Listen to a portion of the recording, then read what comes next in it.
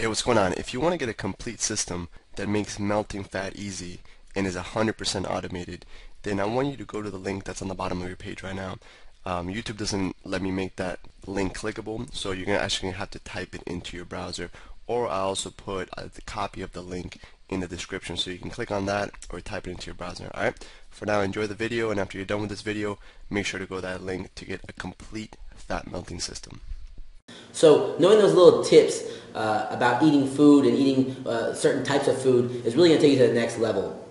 For example, right now we're going to teach you about carbohydrates, and there's different mindsets and thoughts on, carbs are bad and carbs are good and what carbs are bad. But we're going to give you those little tips about which carbs to eat, and it's really going to take you to the next level, because the difference from losing 1 pound a day and losing 5 pounds a week is very small. And we're talking about eating this kind of bread and that kind of bread, and eating this kind of pasta and that kind of pasta, and that's going to be a difference in your calorie intake, how you feel, how you look, and the progress you make. Yeah, and like everything else, every other macronutrient, whether it's fats or proteins or carbs, which is what we're going to talk about in this video, there's a spectrum to it, right? So there's ideally what you want to do, and then you can get progressively worse. So we're going to give you exactly the best decision to make possible for the carbohydrates, and then if you really want to melt fat as fast as possible, you obviously would make all the decisions closer to the good side of the spectrum, and obviously stay away from the bad spectrum. So carbs, like fats, there's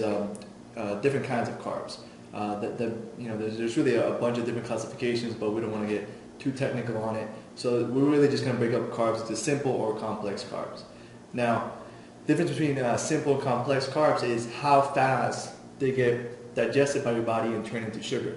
Right? So simple carbs are really quickly turned into sugar. Your body can use them for energy instantly. The simple sugars, things like just normal sugar that you would have in a candy bar, or sugar that you would have from baking a cake or whatever.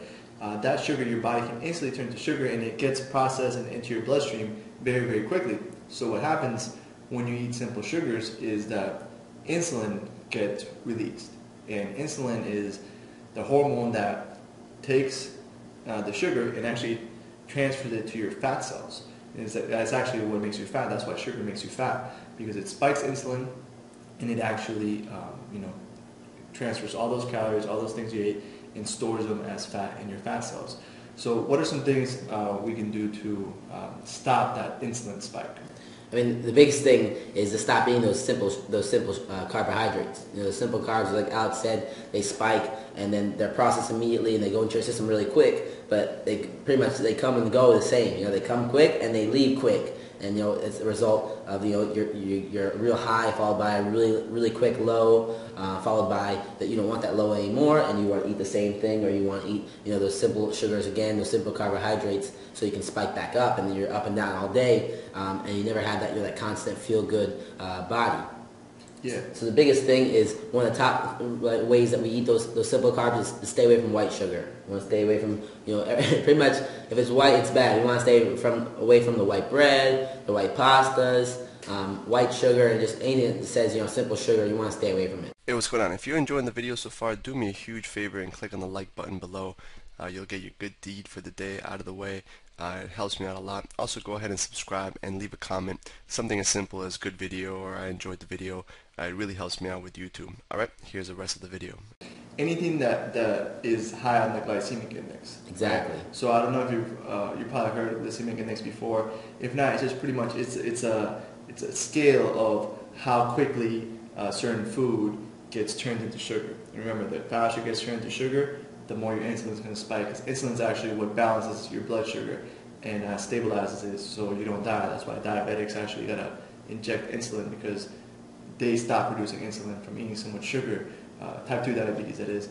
So what we want to do is eat foods that are low on the glycemic index, that they're not going to spike your blood sugar, they're not going to spike your insulin, and they're going to give you stable energy. So what are some foods like that, Jake? Foods like that, and these are very important to remember. Down below, we're going to give you a big list of them. But some of the foods, like whole wheat bread, whole wheat pasta, quinoa. It's like a little grain. You can get that at a lot of your local food stores. How do you pronounce that?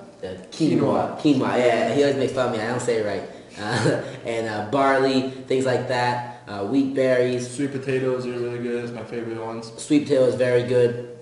All those things are awesome, and it's just about making those little changes. For example, instead of eating that white bread sandwich, you just change it to wheat, and now you're going to have a lot smoother day, a lot smoother energy. And this is also very important for athletes or anything that you have to do athletic. People think sometimes you want to take a big spoonful of honey right before you compete, and all it does is give you that first 5 seconds high followed by an immediate drop. You want to have, our complex carbohydrates that are going to get you up on the energy and stay there, so we can compete at a high level all the time. So, for me, for example, I have to make sure that I'm always eating these complex carbs, especially when I'm going to have a hard training session the next day or that day, so I can keep my energy and feel good throughout the whole day and never have that drop, before, during, or after practice or competition. Yeah, so really being able to keep your carbs pretty low, it's going to allow you to use fat for fuel. Exactly, yeah. So we don't want to keep them too low to the point your body still needs a good amount of carbs and for all kinds of things, especially high quality carbs. But we want to get your body in a state of ketosis, and we already have systems in this program. Yeah. So can you explain ketosis? So ketosis is just when your body starts using fat for fuel, right? When there's no more carbs in your body, there's no more glycogen in your muscle. Glycogen is energy stored in your muscles. When there's no more glycogen and there's no more carbs, your body starts using your stored fat for energy, and that's called ketosis. And during the program, you've already gone through the videos where we recommend doing the 12-hour rule, which is, a little recap, is 12 hours from dinner to breakfast. So if you eat dinner at 10 p.m., you don't have breakfast till 10 a.m. So it's just 12-hour gap between dinner and breakfast. And then we also recommended that morning walk first thing while you're still in that fast, so that you use your stored fat for energy instead of any carbs throughout the day. From that morning walk, when you're fasting, you can literally burn more fat than if you have a big meal and then go run 18 miles full intensity at the gym. And if you notice, we're slowly accumulating all these little things, our nighttime ritual, our morning ritual, and our eating ritual, 3 meals, 3 snacks, and now we're focusing on eating even more on how to eat.